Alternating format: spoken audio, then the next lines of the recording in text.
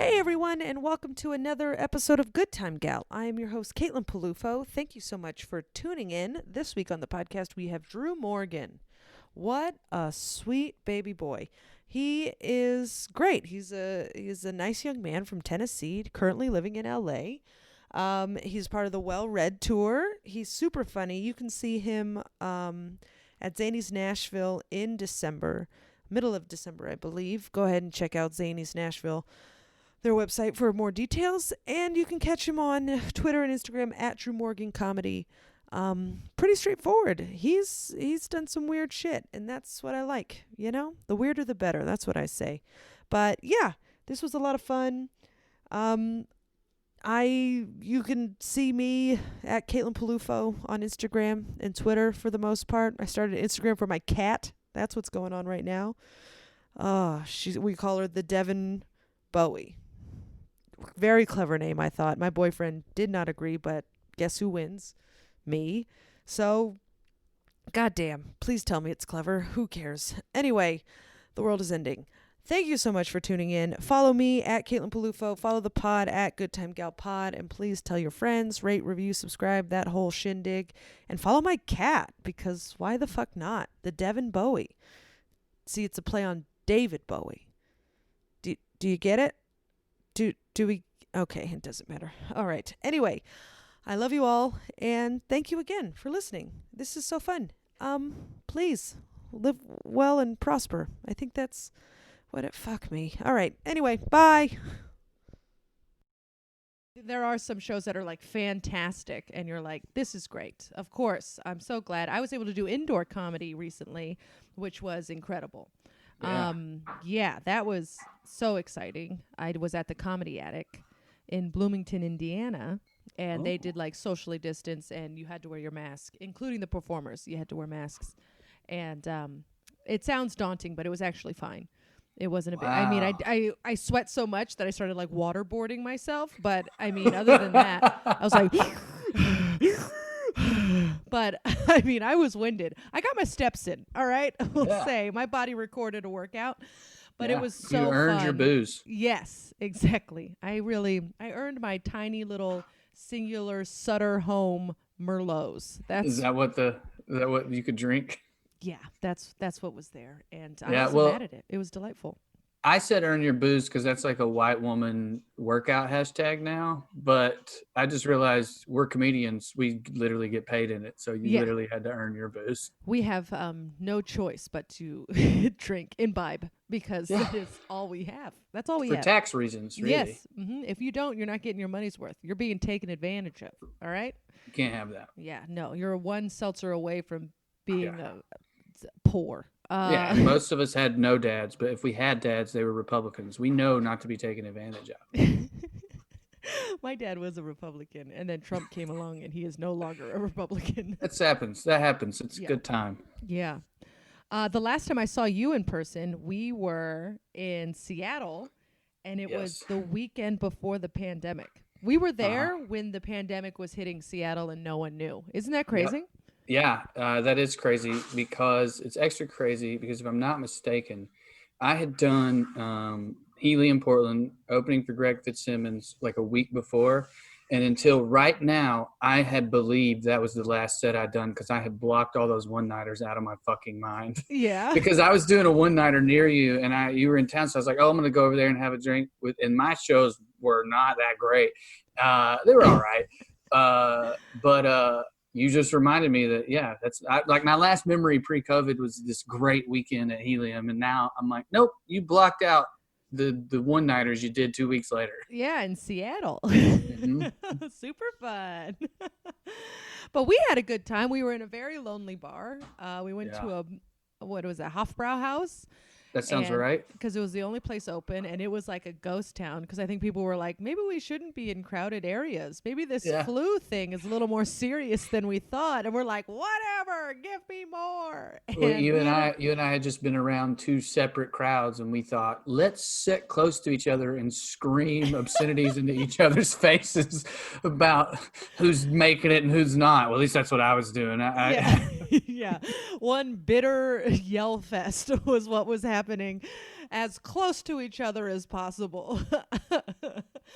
Oh, did you ever get it? I never got it. As far as I know, I didn't. Yeah. I only got I got a test when I went home. I drove across country to spend some time with my family. Oh. Quarantined when I got there and got the test when I got there to make sure that I didn't have it before I hugged them. Yeah. And other than that, I haven't gotten a test of any type. Yeah. Yeah, I got the antibodies and the regular COVID test, and I'm negative on all fronts. And I have been you got the hanging antibody out. test? Yeah, and I have been hanging out with people, all of them who have had it.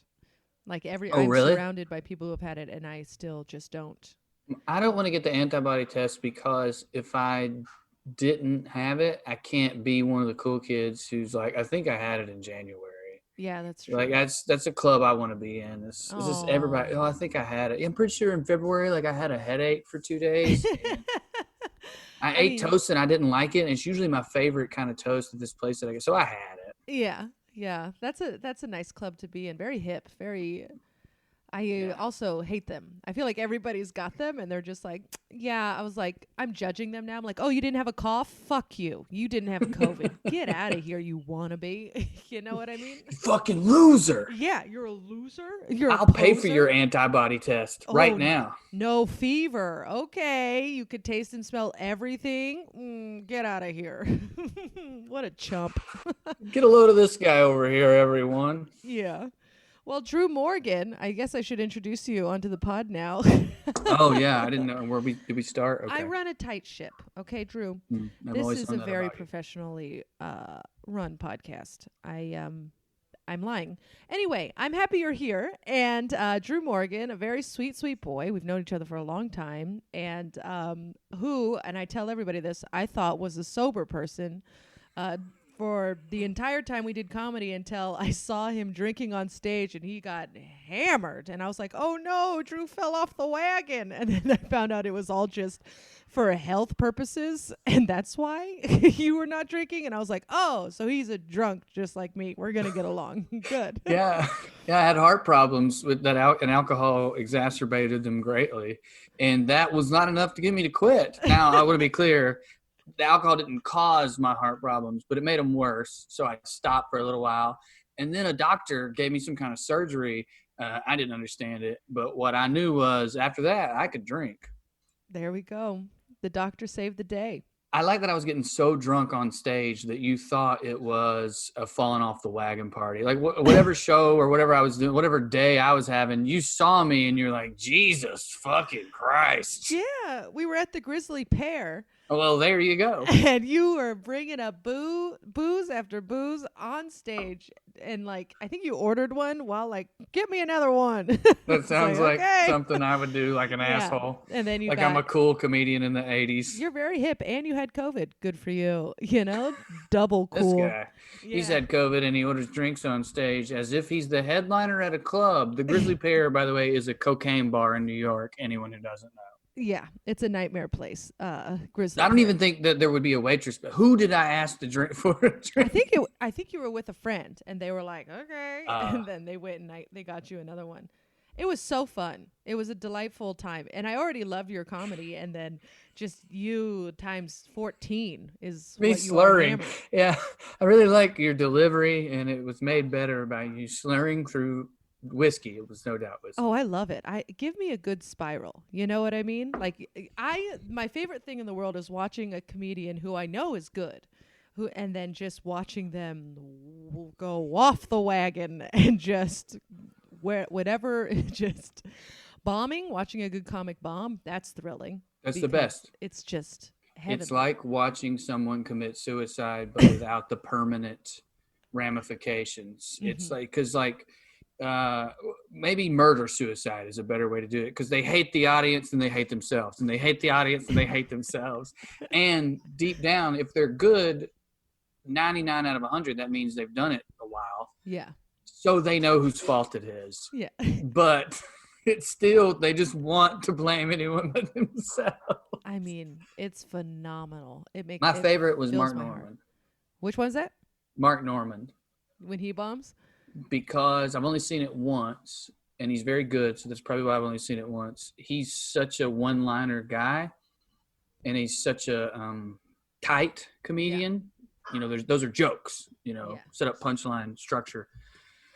So when he starts bombing and he starts shitting on the crowd, you get to see the real Mark. And it's like kind of refreshing because I think I identify with this a little bit. It's like kind of refreshing because it's like, oh, you're not very funny if you're not doing your act.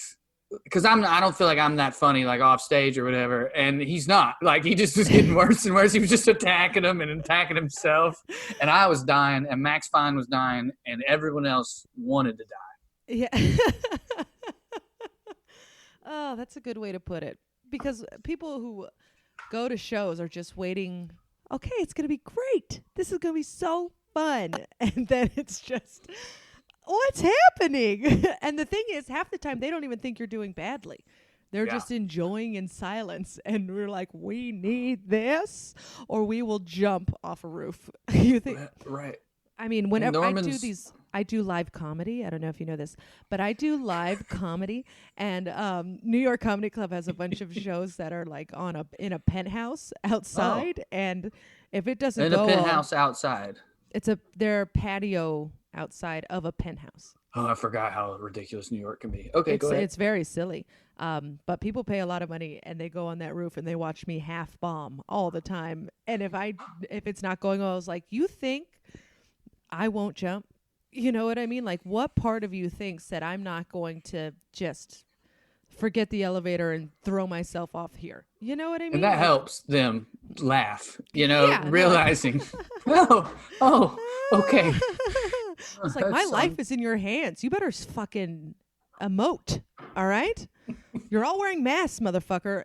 And then on top of that, your laughs are going to Jesus. That's where they're going. They're not going to me. They're going straight up to heaven. You really got to make it loud. I think bombing on a roof, though,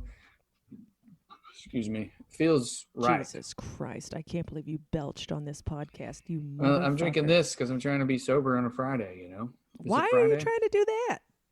Because, listen, I don't know if we should get into this with your podcast. I don't have one of those drinking problems where, like, I can't stop or any of that. Like, I can stop after 4, after 2. I can take a month off.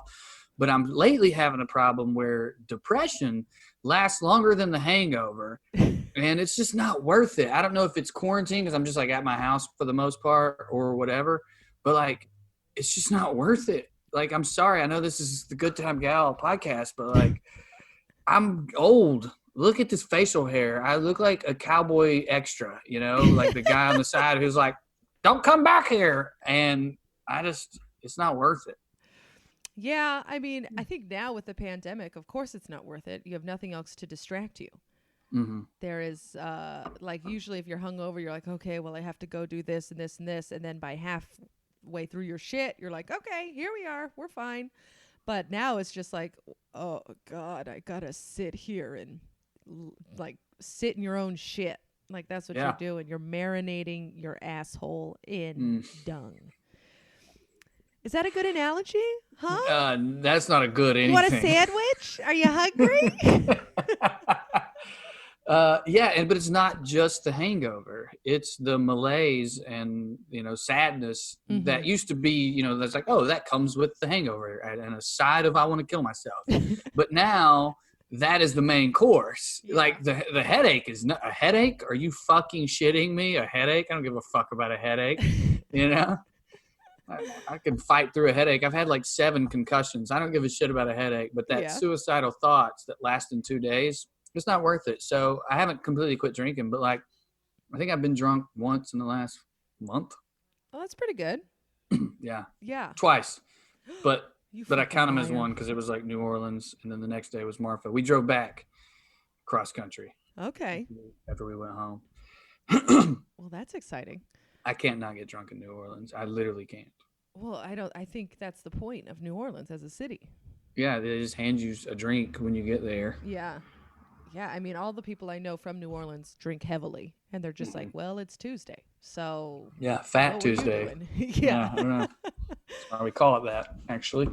So you're from Texas? Where are you from? Tennessee. You do this to me every time, and I'm starting to think it's a bit. Like, I was starting to think it's a bit, and that but then I'm like, she's not that good of an actor. No, no. It's somewhere in the South, and I forget every time, and I hear Tennessee. it just Tennessee. which is in the South. Texas is not really in the South. Also, I said it earlier on this podcast. I was like, and we went back to Tennessee to see some people. Yes, you did.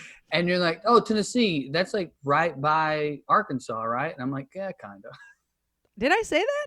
No, I'm just. Okay. It's like, because that's some major geography props that I don't have. I am Well, the I'm worst sort of at referencing geography. that everyone not from the South just thinks of the South as one place. And that's very funny to me. Yeah. Well, not anymore. Now we got a Georgia. Everybody knows where fucking Georgia is. We do. We know where Georgia is. We know where Atlanta is. And we know who lives there, finally. Yes. Yeah. Like, everyone's in the South is racist. Wait, there's black people there? This is crazy. So, Tennessee, you were the sweet father or daughter.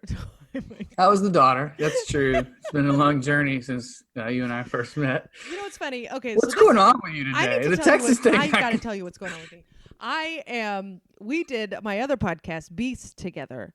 And so half of me is trying to remember what we talked about on that one and then try and steer it. I don't know why. I feel like there's going to be some overlap and I just have to accept it. Okay. Instead of me trying to curate my questions to make this interesting for you. Okay. Let me help you out. You're the guest.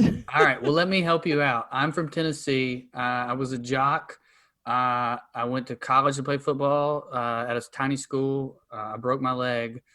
And I didn't start drinking until I got to college. But I think a more interesting scenario for your podcast is to talk about my escapades in New Orleans because that town is going to kill me. Like, I have a premonition. How many times? 5. The first time I got a blood clot, which led directly to the heart problem we were talking about earlier. Oh my God. And 85 years old? I was that weekend. I'll tell the story from that weekend. That's probably the first drunk story I should stop with. I know what I want to end with. And I know that no matter how long you've done this, no matter how in the gutter anyone has ever been, they're not going to be able to top my most shameful drunken story. Not because what I did was so awful, but because of who I did it to. But before we get to that, this is fascinating. Okay, yes. continue. Right. Here's a fun one, though. The first time I went to New Orleans was for a bachelor party. Okay. And I had 2 bachelor parties back-to-back weekends in New Orleans from different friend groups. And I didn't make it to the second one because I ended up in the hospital because of the blood clot. But I did get my first television credit from the story that I guess I'm about to tell you now. I was in New Orleans and we were partying. And me and my friends that I went to law school with have this game we play where one of us comes to the bar later and everyone pretends that he is a B-list celebrity. It's never worked. It's never going to work. It's the dumbest joke. It's the dumbest game ever. Except in New Orleans, it fucking worked. Okay, and I walk in this bar, and here's part of it is they don't tell you, like they decide if it's my turn, they're not going to tell me who I am. So I walk in this bar. I'm completely clean shaven back at this point in my life. That's relevant because when I walk in, my friend Chris goes, "Oh my God, it's Rob Dyrdek from MTV." And I don't know if it's like the spirit of New Orleans and how drunk everyone is they just bought it. So people were buying me drinks. I'm like talking about kick flips and skating and all manner of things I know nothing about. We start hanging out with this bachelorette party who's all dressed as Disney princesses or whatever. And like, I'm saying wild shit to like, I'm more famous than you, Ariel. Like, you know, just I'm hitting on all cylinders, right? Well, I guess the booze and the hubris of being Rob Dyrdek went to my head because at some point I realized, because we were bar hopping, right? Mm-hmm. And at some point I realized that the girl I was talking to was like gone. And then I realized so's everyone else. My friends abandoned me, probably because I was being an asshole or like they went off to different bars. I'm alone. I don't have my phone. Uh-oh.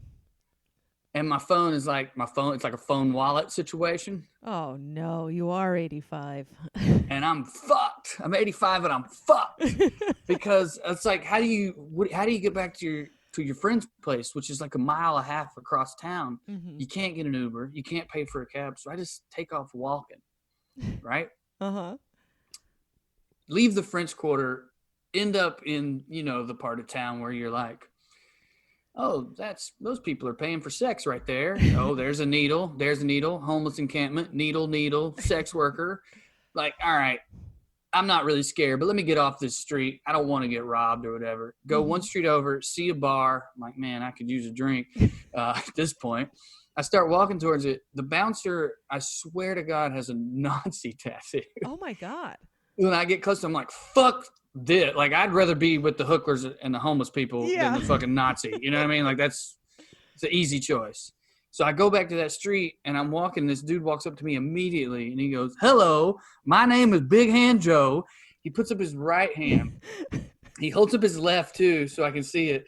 Kaylin, his hand was bigger than my head. Only one.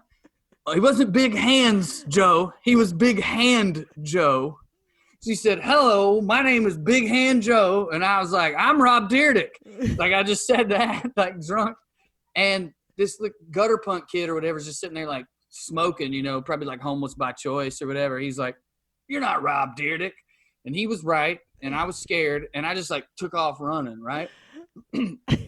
I round the corner and this dude's closing up his shop. And I literally ran like around the corner like a cartoon, run into a guy. And he's like 6'4", so like I almost fall down. Oh, God. All leather, pink hair, like Billy Joel or whatever, right?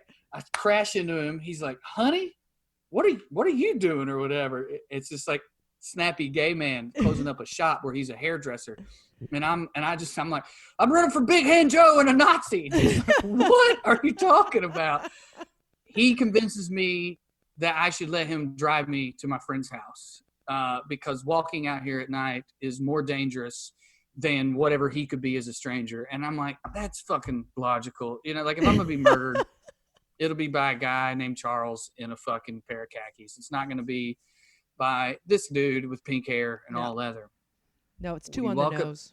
Yeah, well, it gets more on the nose. We walk up to his car. It's an all-black Cadillac DeVille from like the 70s. He opens the door for me on his side because it's not like an automatic. It's an old car. Pink fur. All interior. I sit down in it. He gets in, turns it on. Pink lights flare up, right? And fucking Elton John comes on.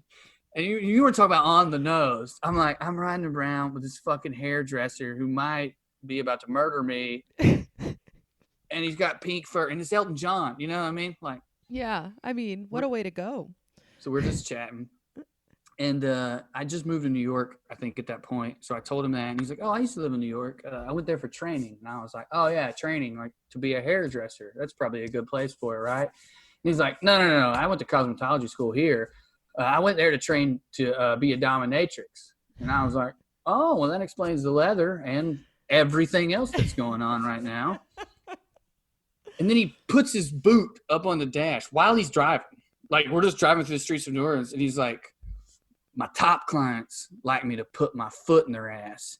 He like is starting to tell me about fisting people and shoving his foot in their ass and like how he has these like high dollar clients, And I just moved to New York. Like as you alluded to, I was a sweet boy once upon a time. I wasn't like, oh my God, a dominatrix, gross. But I was very much like, people who fist people are dangerous. Like they're not. They're not, by the way. I've since grown as a human being. So he does that. He's telling me about all these high dollar clients. And then he starts talking about all the rich dudes who want him to hurt their asshole. And I'm into that. Like, I've always been into that. Fuck the rich people. So like we're talking about it. He's telling me all about it. And we get to the place or whatever. And he's like, let's hang out tomorrow. And again, like at this time in my life, like hanging out with somebody who fists people is not on my agenda. The wildest thing I'm going to do is hang out with Ariel. So I'm like, maybe, man, I'll come by your shop or whatever. And he's like, well, I'm Jason. I didn't get your name. And I was like, I'm Rob Dyrdek. You have a good fucking night, dude. That's my, I think, wildest, quote unquote, wildest drunk story. That doesn't involve like gross sexual stuff. Gross. Oh God. that nobody wants to hear. Like you just get drunk in college and then the next day you're like, oh, okay. Stinks in here. Oh no. What do you mean it stinks in here? What did you do? Nothing. I'm just saying that I think that's my wildest drunk story that doesn't involve fucking strangers or whatever. And Yeah. I don't feel like anybody wants to hear about that. Are you kidding? I always want to hear about people fucking strangers. I mean, I don't watch porn. I do this podcast. It's called Good Time Gal. All right. I actually found out that Good Time Gal was porn from Casey James Salenko, and I was like, it is you that is going to tell me that, of course. Where's Daddy gonna set? You know this is porn, right? Exactly. I was like, oh, well, here we are. Now we have to do this hour-long interview together. But no, Casey is very nice and lovely, and I like to think of there is a alternate universe where you did party with that young man, and you guys became friends, and you guys stay in touch. You know, and he was your not hair. that young. Yeah, he was very proud of the fact that he was 52, but looked great. I bet you could find him. I bet if you did a little bit of Googling, you could find. I think I misremembered his name because I've tried. I've typed in like Jason hairdresser New Orleans, and like I think I missed him. Maybe it was Nathan. Like I don't know. Mm-hmm. Yeah. I want to. I also want to find Ariel. I have a picture of that somewhere. Really? Of you and Ariel? Yeah, me, Ariel, and what's the one from Aladdin? Jasmine. Oh, those are the two. Who was racially appropriate, which for whatever, that was like 2012. So thank God. You know? Yeah. I hope you didn't misremember that either. But my friend tells me, my friend is convinced that that's not the night that happened to me, that we hung out with them the next night. Oh, really? But they're so married together in my head. I just don't believe them. Well, when you go, sometimes you go on benders and it's just a 48-hour day. Like that's, right. That's all it is. Another night we went out in suits, and I have a tie on in the picture with them. But then my other friend is like, nah. We ran into him the next night, and you still had, and I was like, they're still dressed like Disney princesses 2 nights in a row. I cannot accept that. Like, there's no way. No woman's gonna do that unless they can get it dry cleaned, because it's gonna be stanky. Yep. So I mean, now he's talking about that, stank. but that's how I know other women wouldn't do it, because I would be like, yeah, you got to get your money's worth, all right? If you're going to buy a Disney princess outfit, you're going to wear it 7 days in a row. Yeah, I rented this fucking prom dress. What am I supposed to do? Yeah. Oh, okay. So that's story number 1 with New Orleans. Uh-huh. And then what happened with the blood clot? How did that come about? On the drive home, like I felt it, and I do think drinking and lack of sleep added to it, but it turns out there was other stuff going on. I don't know if you know this from your other podcast, since you don't know anything about me apparently, but I'm an athlete. Whoa, and I'm talking to an athlete. I had scar tissue in my shoulder. Apparently it's called Paget Schroeder syndrome. It happens to athletes and people in the Army a lot. And it happens to drunks, because you pass out like on your scar tissue, and your arm. What happens is you get so drunk and so injured from playing America's greatest sport that you have all these concussion problems, so you have to drink your sadness away, that you pass out like this on your scar tissue, and then that leads to your body going, oh, something's wrong. There's a problem here. Let's clot it up. And then later your body finds out, nope, he was just drunk. You didn't need to do that. Oh, boy. And so that you found out in the car ride home, they fixed it. How long did it take to fix? I did not find out in the car ride home. The car ride home, it was hurting. I was home for 4 more days. I had a comedy show, and we did this was way back in the day. I guess I hadn't moved to New York yet. Jesus, I've had too many concussions. We had a comedy show, and I was crawling around on the stage during this game we were playing. We were playing drinking games during the comedy show. This is in Knoxville. And my arm was throbbing. And I remember being like, this is more than just, I at least got to go to the doctor. And I did. And when I went to the doctor, he was like, he did a test, and he was like, you need to go to the hospital right now. Don't go home. Don't change clothes. Don't take a shower. Don't do anything. You go to the hospital right there. You hand them this, and you tell them you have a blood clot in your arm. And I was like, what do you mean I can't go home? And he's like, just don't. And I was like, okay. And I showed up there, and the interns or whatever were like, he didn't have a blood clot. He's too young. And then their boss came down at some point, like an hour later, and you could tell by like his mannerisms that something was wrong. You know, like you ever like the person who's supposed to be in calm, who's supposed to be in charge and calm. He was like, why is he still here? What are you guys doing? Get him to surgery right now. And I was like, and come to find out, I'd had a blood clot at that point, I guess, for at least 6 days.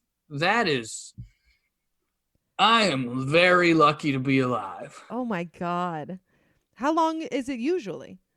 I don't know. Usually it just lasts till it hurts you. And when it hurts you, you go to the doctor and they take it out of you.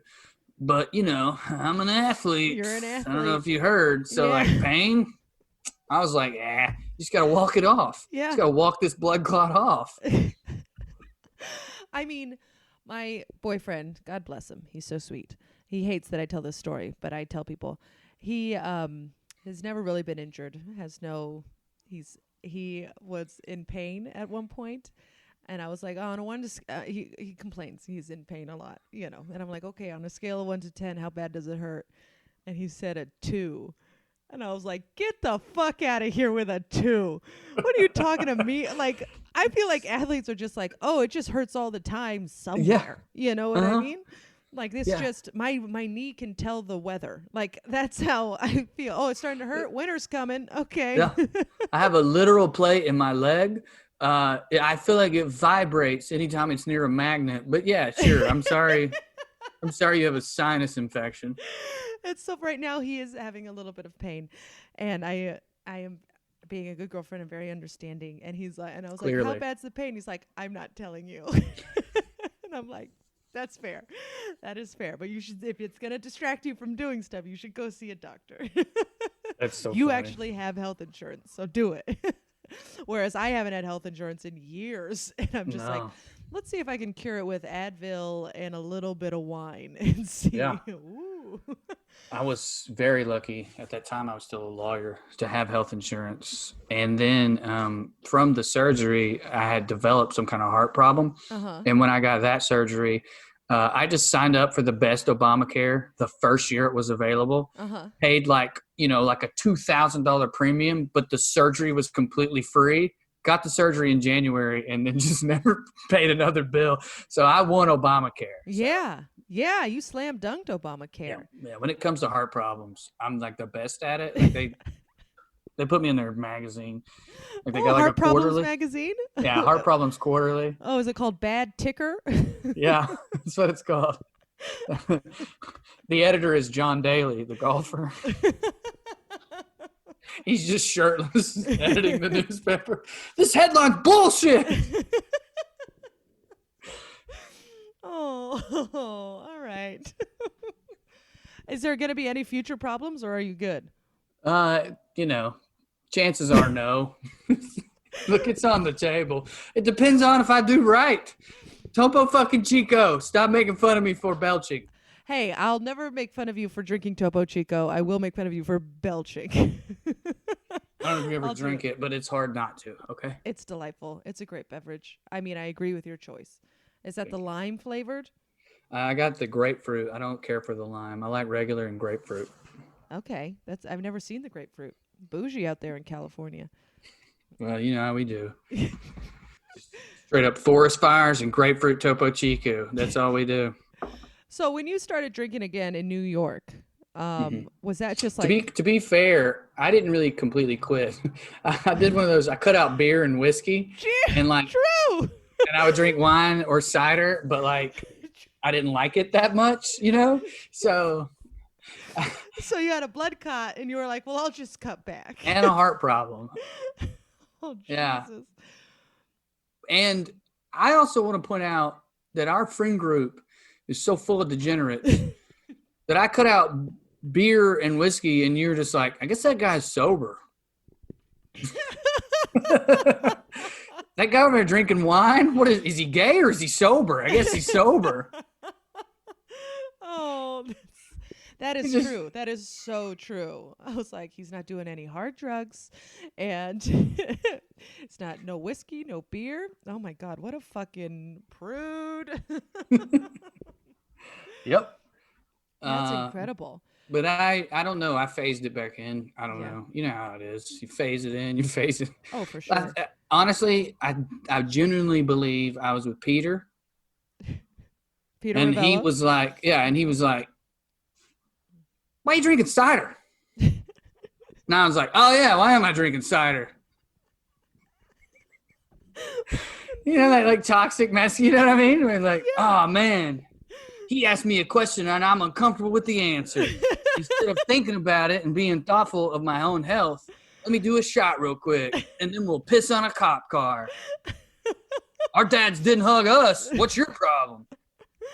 Oh, that is so true. Peter Ravello did this podcast, and the amount of drinking and driving that boy has done is astonishing. Can I say I do it a lot? I'm good at it. Oh, God. Everybody thinks they're good at it. I know.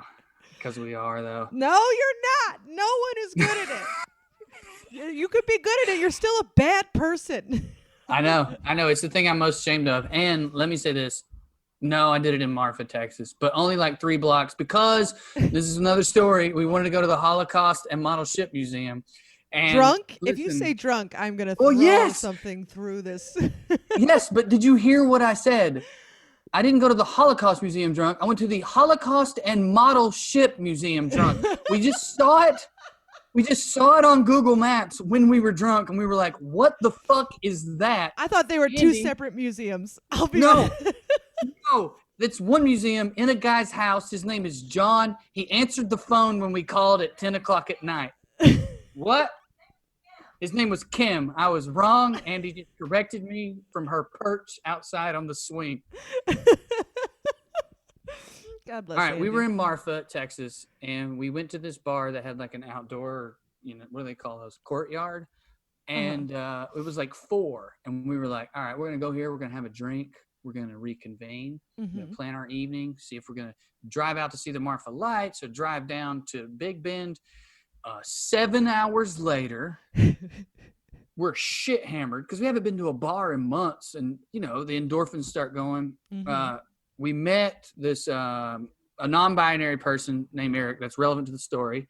They and Andy were talking, and Andy was like, we saw this on the map earlier. That's weird, right? And they were like, it says 24 hours, call the number. So Andy called the number. This guy, Kim, answers. And I drove drunk to the Holocaust and Model Ship Museum. And what it was, Caitlin, is this guy, there's like a quasi-conspiracy theory. Like every conspiracy theory, it's like half conspiracy theory, half something historically like did happen that is the hook that these folks are hanging on to. Okay, yeah. I guess before Hitler did what we all know he did, he sent Jews away on cruise ships to like live elsewhere, but a lot of the world rejected them as immigrants or refugees. Like the immigration policy was like, you can't just show up on a cruise ship, back to Germany with you. And people have worked to erase that alleged fact from history because it looks, well, you know what it fucking looks like, right? It doesn't look good. Yeah, not a good look. No. I tell you what else is not a good look. Being with a non-binary person at a weird fucking guy's house who says things like, you know what Hitler did wrong? Andy was like, she didn't want confrontation because Eric, they were like, so what does Judaism say about me? Because here's the other thing. The guy doesn't like hate Jews. He's like he wants to be a Jew. He's trying to be an Orthodox Jew, but he also says things like where Hitler went wrong. And he doesn't say the thing you want him to say after that. It was so fucking weird. And Andy was like, I got to get out of here. And Eric was very confrontational. And I was like, hell yeah. Like this is the best fucking Friday I've had in so long.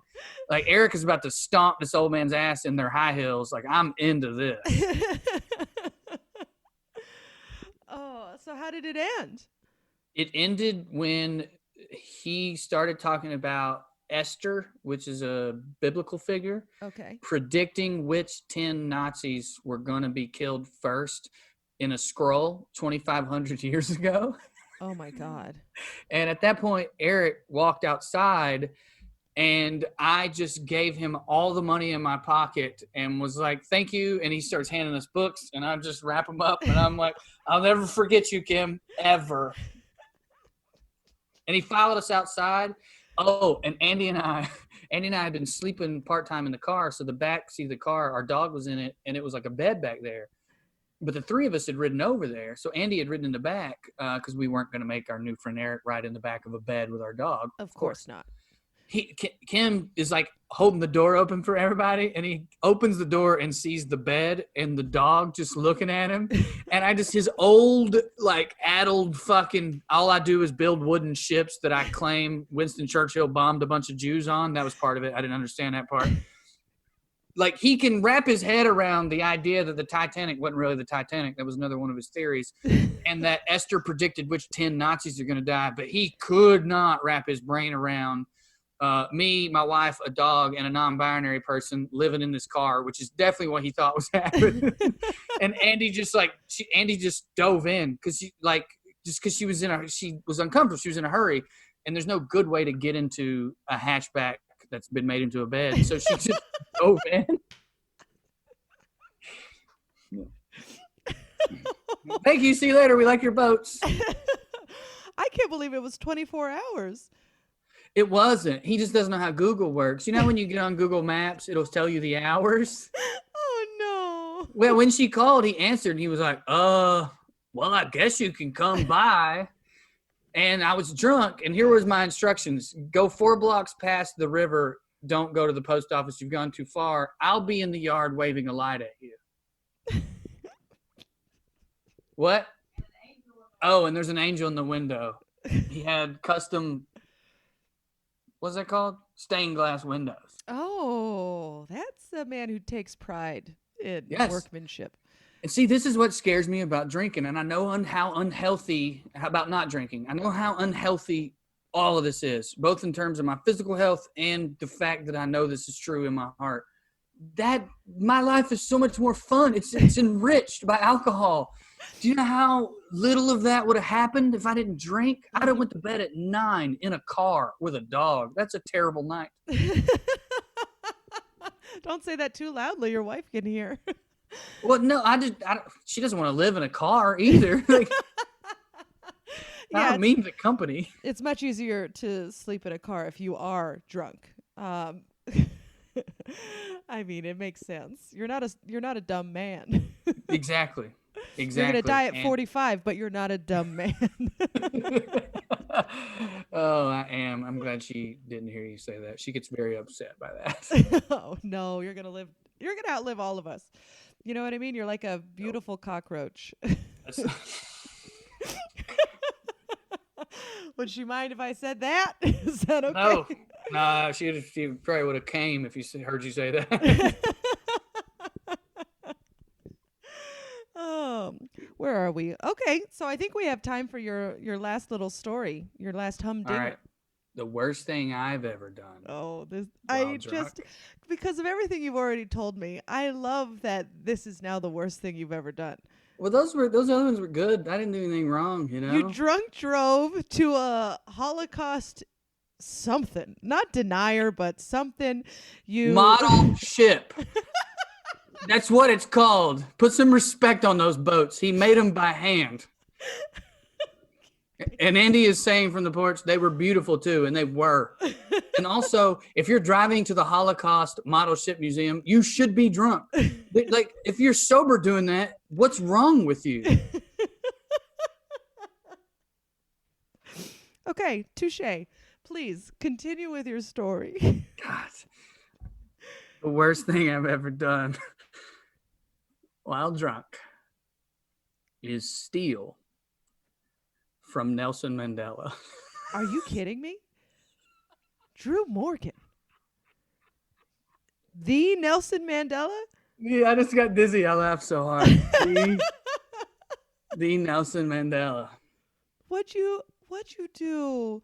All right. I went to South Africa in undergrad. Nelson Mandela's oldest grandson was kind of a buddy of mine. We drank beer together. He lived in my dorm room. One day he comes up to me and my friend Josh, and he's like, "You guys want to go to the farm this weekend?" We were like, "Yes." Like, yeah. And we drove 4 hours. We ran over a goat on the way. We picked up some of his relatives. They didn't tell us any of this, that was going to happen. And the way the culture is there, like his friend who was riding in the front was like from an important family. So like he got to stay in the front, and me and my friend and 3 grown-ass men just rode in the back of a car. These were literal goat farmers. We got to the compound. South Africans, especially the Xhosa tribe, when they like build, like obviously they have a lot of money. They're the fucking Mandelas. They don't build a big house. They build out, and like each family will stick around. So they had a fucking compound. So we're just in one of the wings, and at some point he comes in. He's like, "The old man will meet you now." You met Nelson Mandela? Yeah, dude. I had so much promise. And we're walking in, and we're walking down this hallway with like a rug, and there's literal zebra lion skins lining it. It looks like fucking Coming to America movie. And he's explaining to us the protocols when you meet arguably the most famous person alive at that time, when you think about internationally. But the old man had to pee. Oh, Nelson Mandela's a human too. So as we're walking in and being told how to act, he just is upon us. Like all of a sudden, like I didn't get any of the fucking notes. You know, we got to, when you get in there, make sure you what? Mandela? What the fuck was the rest of that? So I'm face to face with this icon. People are speaking in languages I don't understand. I go to shake his hand. When I'm nervous, I put my hands in my pocket. I put my left hand in my pocket. Well, apparently that can be considered offensive in their culture. Now, Nelson Mandela is a fucking international icon at this point. He doesn't give a shit. But one guy on his team who I think just didn't like white people, which, I get it, buddy. Loses his mind, but I don't have any context as to why. By the way, I think I'm sober at this point. This has nothing to do with what we're getting to later, but he starts yelling at Mandela. Mandela starts yelling back, like gets in his fucking face, and Nelson Mandela just walks away. And then Mandela explains to me that guy was offended that I did that, and Mandela had to tell him he didn't give a fuck what he thought, and I was his guest, and if he didn't know how that Americans act differently, then he shouldn't be on his grandfather's fucking team. What an insult. And then he was gone, and he glowed, and he was beautiful. Oh my God. He was so beautiful. So we get back, and me and my friend Josh are just like, what the fuck? This is the craziest fucking weekend of our life, right? At some point, Josh is like, points out that all of the towels are monogrammed with Nelson Mandela's initials. No. He's like, man, I can't take this, but wouldn't that be rad to just have that? And I was like, yeah, man, it would be rad. And he's like, fuck. And he like grabs one, and he puts it in his bag, and he's like, man, what the fuck am I doing? And he puts it back. I'm like, yeah, what the fuck are you doing? And then we had dinner, and then Mandela had a big party, and I got shit-faced. I don't even remember doing it. What'd you stole the towels? I just found a dish towel in my bag days later, and Josh swears he didn't put it there. And I believe him because he would just keep it for himself. Of course. And I was like, I got blackout drunk after offending Nelson Mandela's chief of staff. And I stole from Africa Jesus. Oh, you did exactly what he thought you were going to do. I was everything an American is. I was loud, drunk, ignorant, offensive, and then I just took shit because I wanted to. Oh, did you think about sending it back? I threw it away. No, you didn't. Yeah, I didn't want that bad juju on me, man. True. What? What would you have done? Kept it? I would have given it back to Mandel. How the fuck do you do that? Hey, I stole this. My bad. Thank you for welcoming me into your home during the middle of a cultural event, by the way, where all of the fucking national media was there. Well, yeah, you just say, I was really drunk. I must have put this in here by accident. I'm so sorry. Yeah. Please take it back. I would like to believe I perhaps would have. That was very close to the end of my stay. At the end, I was supposed to stay with Mandla. I was flying out of a different city than where the college was, and it's a city where Mandla had a house. I was supposed to stay at Mandla's. So I rode to that city with a strange girl that I didn't know who got hammered herself and tried to accost me in a backpackers. We got to her parents' house. I called Mondo like 1,000,000 times. He just bitch buttoned me. He did not know about the towel. Do not say that he did. He did not. And come to find out, like some luminary had died, like the secretary of something had passed. Oh. But he never texted me and said the secretary of whatever's passed, I can't do it. He just ignored me, and I had to stay at this strange girl's family's house for a week before I flew out. And so I feel like, I don't know, Mandla apology. Now, Nelson, may rest in peace, I do. You don't keep in touch with Mandel? No, he like I was planning on getting all of his information then when he ghosted me. I mean, he ghosted me. And it's come to light since then. He's been accused of some things. I think he might be, I'm not going to say a bad guy. I think he's just a very political person. I think he was polite to the Americans because he felt like he was supposed to be, but I don't think he was interested in being my friend, which is fine because who would want to be? I just steal towels and get hammered. You're fun and an opportunist. It's all about spin, Drew. I think that's the worst thing I've ever done. Steal from Nelson Mandela, who was in prison for 20 years. Yeah, 27. 27. Oh, yeah, you got to round up on that. Oh, yeah, and that's the worst thing you've ever done. I'm kidding. Yeah, I know. I really downplayed his imprisonment. Well, God, yeah. You know what? But I feel like you're young and dumb, and you get one free pass. And no, I was 32. No, you were not. No, I was. You piece of shit. I'm deleting this and it'll never be released. Oh boy. Well, that was great. That was lovely. I mean, I think you're a war criminal, but I mean, I think that's okay because you're so charming. You're calling the Hague and Ticker magazine. Yeah. Ticker's not happy. All right. They meant bad ticker as in hearts, not poor judgment. Okay. Yeah. You're just a bad boy with an eye. Ooh. I know. That's bad. I don't think I've told that story.